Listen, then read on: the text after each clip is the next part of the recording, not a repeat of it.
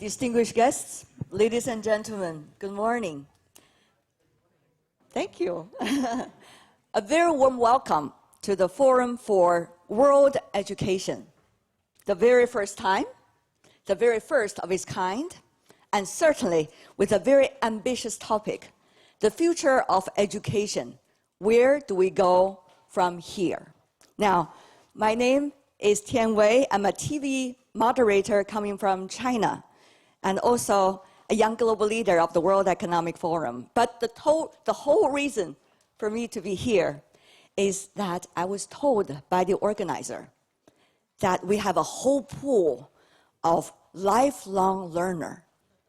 And you know, my biggest dream is to be one of you. So thank you.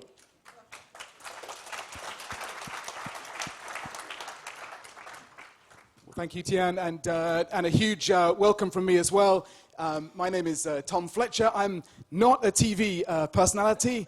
I'm a recovering ambassador, but I'm here really as someone who has worked in the Middle East and who has really come to understand as a diplomat what happens if these stats continue to go in the wrong direction. What happens if polarization and inequality increase, and not just in that region, but in our own societies too. So I have a huge interest in us teaching more kids the right things in the right way. But I'm also here as a parent, like many of us, agonizing day in, day out about how do I ensure my kids are kinder, more curious, and braver than I am. And so I'm here also to learn from you today. Wonderful. As they say with the pizza, it's about quality, it's about efficiency, and it's also about equity. Well, I guess it's not us here to talk about them, because to know what you know and to know what you don't know is the real knowledge, as Confucius said. So we are so blessed with a whole pool of great minds from all over the world. Business leaders, academic leaders, as well as those coming from culture, science, and arts. And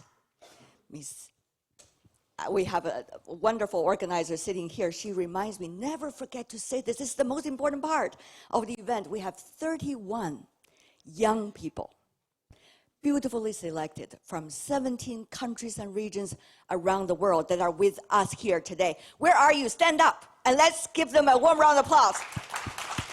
Woo-hoo! There we go. Thank you. Thank you so much. Please. 谢谢. Please have a seat. Thank you. Brilliant. Brilliant. And our event is also streamed live on the OECD education webpage. So you can watch our event as it goes. Tom.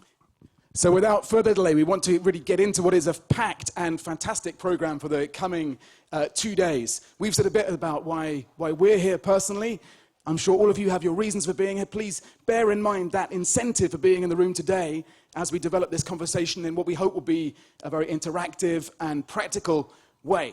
And to get us underway, Andreas, I think, will give us a sense of what you want to get out of the coming 2 days. Why are we here, Andreas? Andreas Schleicher, 有请.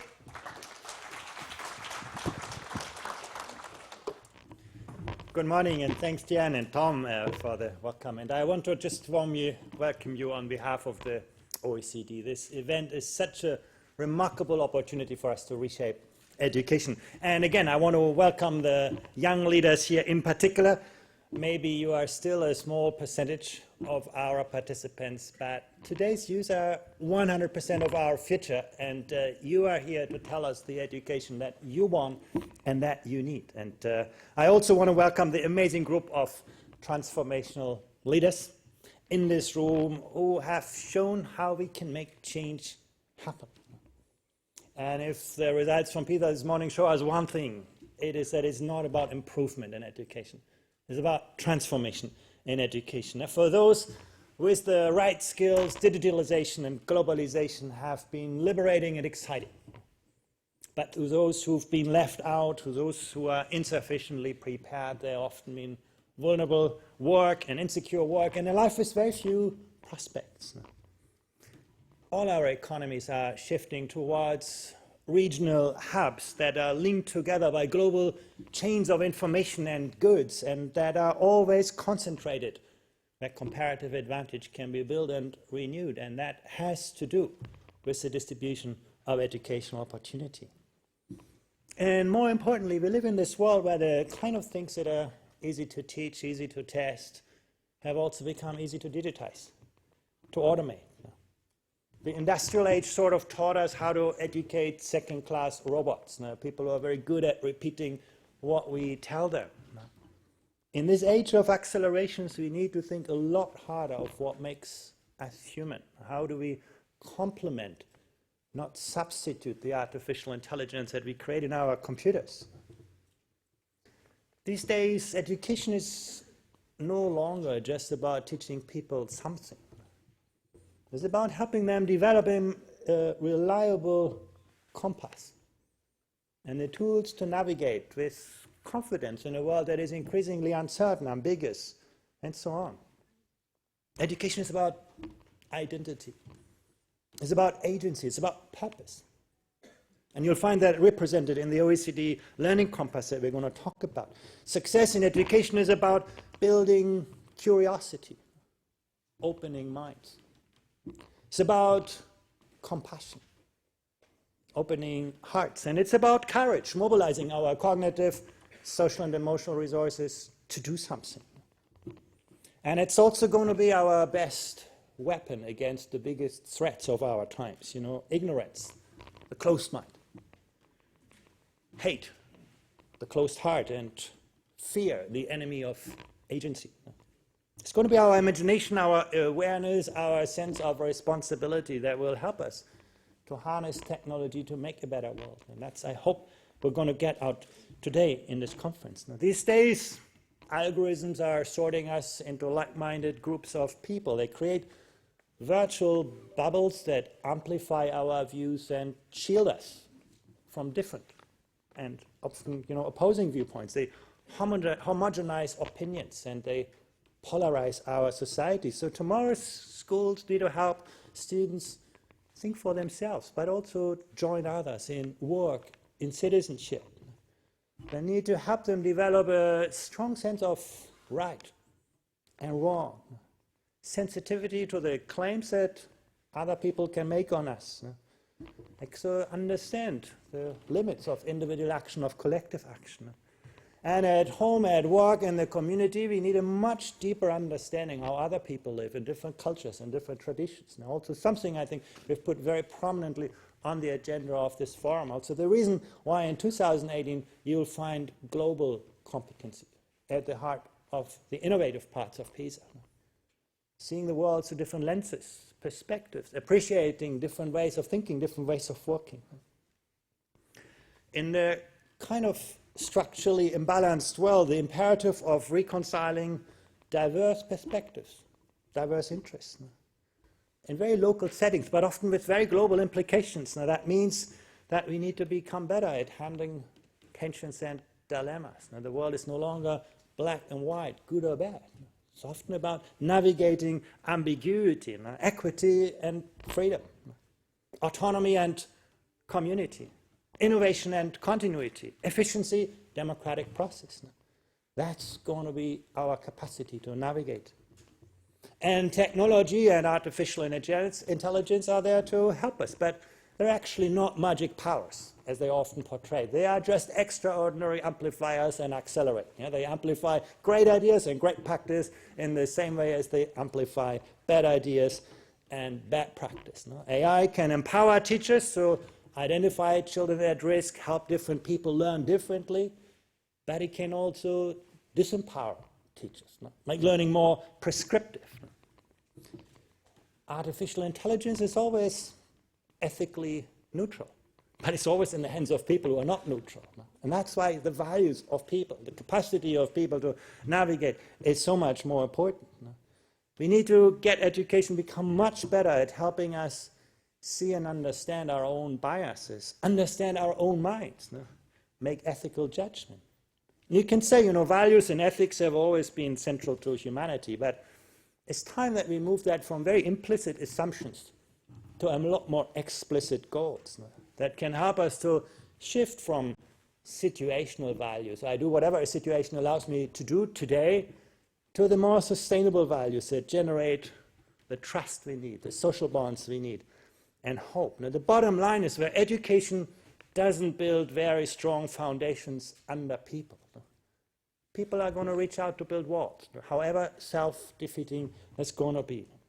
And finally, to stay relevant, and not just economically, but most importantly, socially, we all need to become better. And Tian, you have just highlighted this again, to not just constantly learn, but the more difficult thing is actually to unlearn and relearn when the situation changes.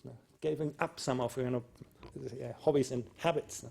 And again, technology can and will become a very powerful ally to that. Technology, artificial intelligence can get us out of the industrial model of education to which we are prisoners today. Education in the pre-AI world was about every child having the right to the same education.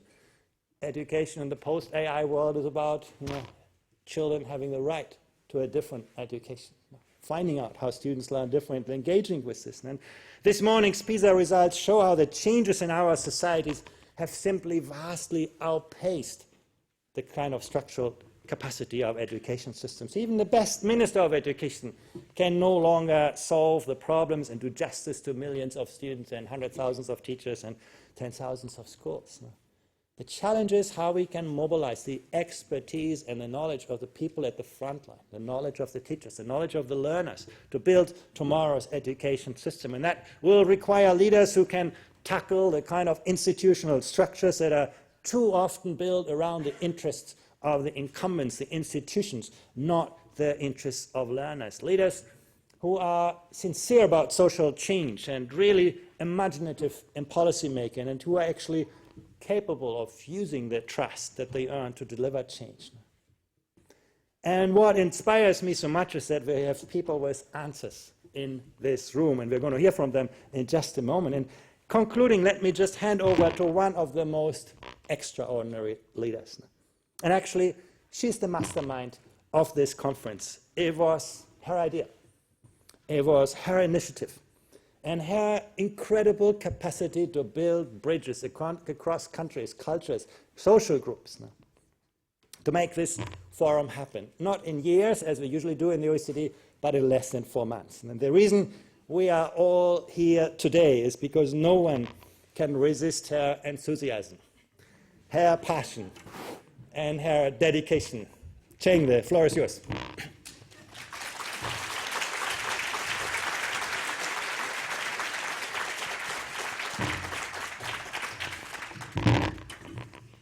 Oh, my goodness. Thank you, Andrews. First of all, thank you for coming. And I just want to congratulate to OECD. The OECD, the organization, is amazing because you care about the education. In the world, so many G5, G6, G what, okay, but they don't talk about the education. But you did. And also, you're doing so well, 20 years, PISA study leading us to say, what is the student's skill in the 15 years old? What is their future? Andrew, you did a beautiful job. I want to salute to you. And we really honored to have opportunity to be here with you and to work with you to launch FWE. So people will say, what is the FWE? So I'm going to tell you. This baby just born in last year, September, in Beijing, only 15 months.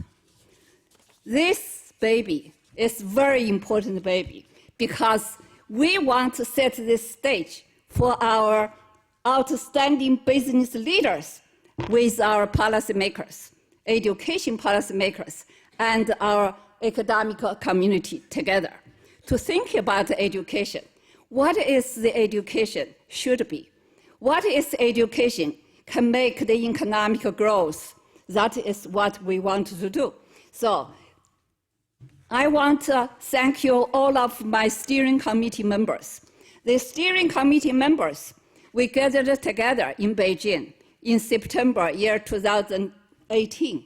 So and all of the steering committee members, including and the policymakers, education, and academic leaders, and also business leaders. Some of them, I have been working with them since 1995, and we built up the Six Nations Project. And Dr. Hartmann and Chris Metzger from Switzerland, and Hartmann from Germany. And also we work with them and in our own country, United States, and Rebecca Maynard. And we work together and try to find out how we can put policymakers and researchers together. Unfortunately, we are not very successful. We only published the book. But this time, we learned the lesson. We got to set up the stage. No matter we have money or no money, we are going to do it. That is what we today. Okay, thank you very much for our steering committee members make a contribution to this gorgeous event, and thank you, Andrews. So now I wanted to say why you engage with business leaders, because business leaders create the jobs. Business leaders knows what they want. Business leaders also care about education. I have to tell you, and during that steering committee in Beijing, everybody wanted to get Jack Ma. And then I started to look at Jack Ma. Okay, Jack Ma is a world business leader. Also, I listened to all of his speeches. And because you gave me a job to get the Jack Ma, I have to get him. And so, not easy.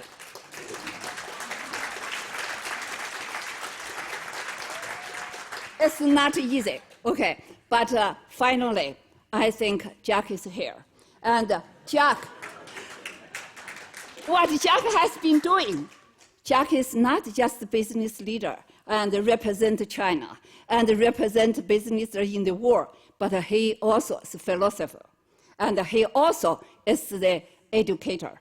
And he cares about the Chinese countryside teachers. I went to see it. And he organized his foundation to specifically support countryside teachers.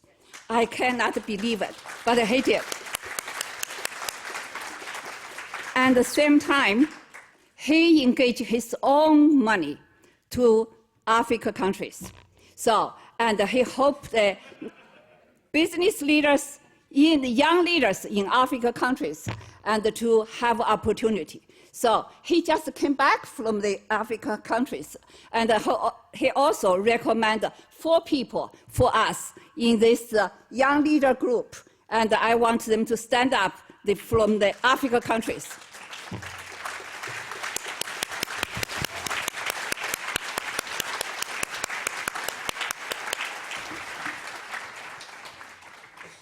I also want to thank you, very distinguished person as a business leader, and Mr. Xie Guoming.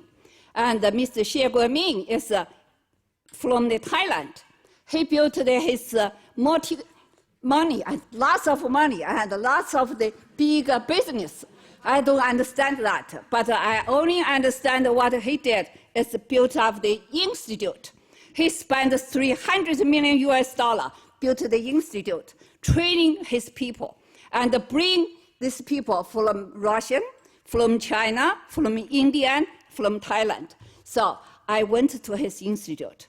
I think he devoted his life, including his 3rd generation children, and he wants them to study and know what is your social responsibility, what is your responsibility for your country. And he did a marvelous job.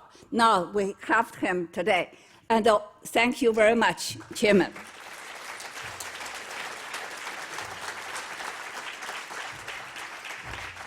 I just told you, FWE only 15 months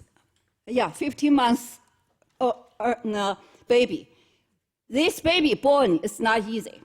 And with steering committee, Susan Scafani, and the former Secretary of the Education in US, and we talked in New York. We got to get people together. So we did this in Beijing. And who support us? is Mr. Wang Guangfa. This guy is incredible, I have to tell you. And he is not just built this school called the Beijing Royal School, and 3,000 students study there. And also he built the satellite. 8 years, use satellite and the technology, reach the poorest countryside in China for the students and for the teachers have opportunity to share his resource in Beijing. This is incredible, and touched our very respect him. So we discussed with him, how would you think about the FWE? Immediately he told me, Chen, we do it. Anything you need, anything he can support, he did. At the same time, he said, you have nothing to worry about the money. So you do whatever could do. So he invited all of our steering committee people to Beijing. And until now, if we don't have his support, we could not have today's meeting together. So thank you very much, Mr. Wang Guangfa.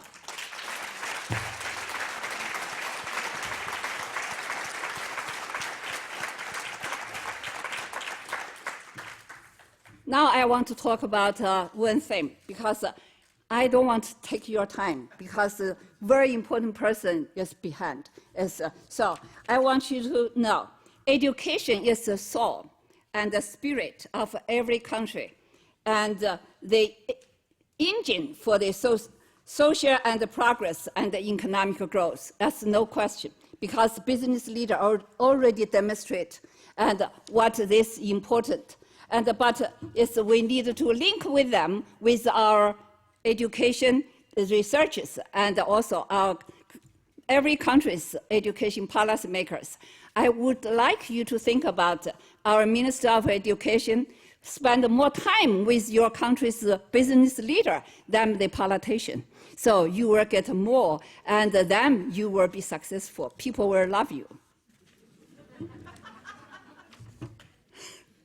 Okay, so, and I want to conclude this one. Education is diplomacy, very important diplomacy. And you can see today's China. If China do not open to OECD countries and do not send the students to OECD countries, I do not think they have today. And OECD play a very important role to open your door to China. And the Chinese students beneficial for that. They bring your civilization, they bring your spirit, they bring your traditions back to China, make China change. I left China in 1981. I was the first student got admitted to the University of Pennsylvania, Graduate School of Education from China. Without my university of Pennsylvania, I don't have today. But I care about everybody like me, and everybody from the country, developing country, to disadvantage the population to the very important advanced nations. Learn them, bring something back. But I didn't go back. I'm stay in US because I think I can do more. If I go back, maybe cannot do anything. Okay. So, and last things I want to tell you is we stayed in the hotel called Victor Hugo. This hotel reminded me his letter to the Captain Butler in 1861. He wrote this letter. This letter I learned in the Chinese junior high school textbook. This letter, he indicated very clear. Victor Hugo is the humanities, and he does not like anybody to come invade other countries. And he wrote this letter to the Captain Butler. He criticized French government and invent in Beijing Summer Palace. That letter make me feel, as an educator, we need to work together, make youth education as powerful as possible to make the world peaceful, and we can support everybody and in the world. Thank you very much for listening.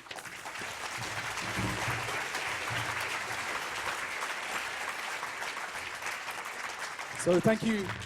Thank you very much, Chang. Thank you, Andreas, for reminding us why we're here today and for being such leaders and pioneers and now conveners of this global education effort. I know we're all very excited to move as quickly as possible to hear Mr. Jack Ma's keynote speech this morning. But first up, we're going to have a message from someone who is an extraordinary entrepreneur, also a philanthropist, someone that some of us know as a kite surfing instructor, but also someone who's proved Andreas's point that it's not just all about your exam results, where you end up in life. So please welcome on our videos, if the technology works, please pray that it does, Sir Richard Branson.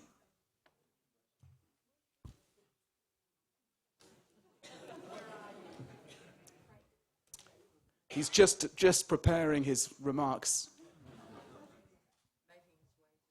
Can someone give me a clue? How are we looking? Thumbs up. Don't panic. You won't have to hear me do a stand-up routine.